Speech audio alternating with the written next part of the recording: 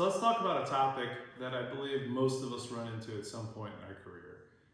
We all know what channels are. We have various channels throughout our organizations that generate revenue for us. Sales, marketing, partnerships. I want to keynote on partnerships, and I want to talk about channel conflict and what that actually means, how to address it, and some boundaries to set up prior so you don't have to worry about it in the future. So we're always very fascinated by the 1 + 1 = 3 in synergistic relationships. Like, oh, this is a great relationship. We provide this, they provide that. Together, it's better and bigger.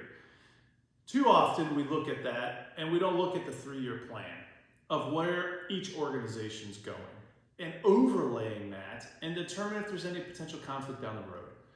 And we see this all the time. And in fact, if you hear we're competing with ourselves in our own accounts, they're undercutting us in price.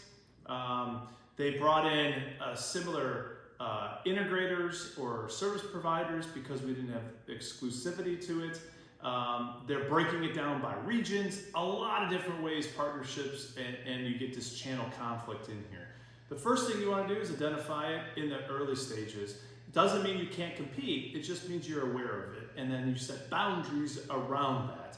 And as you move into the future state, you protect yourself, your services, your intellectual property, and the products that you have together by setting these boundaries and saying in the future, if we're going to do this and you're going to open it up, then we want this and we want the relationship to look like this. So don't move away from conflict.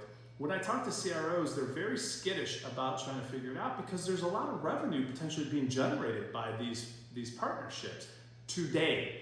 And they're starting to see channel conflict and they don't know how to address it, but they don't want to lose the revenue.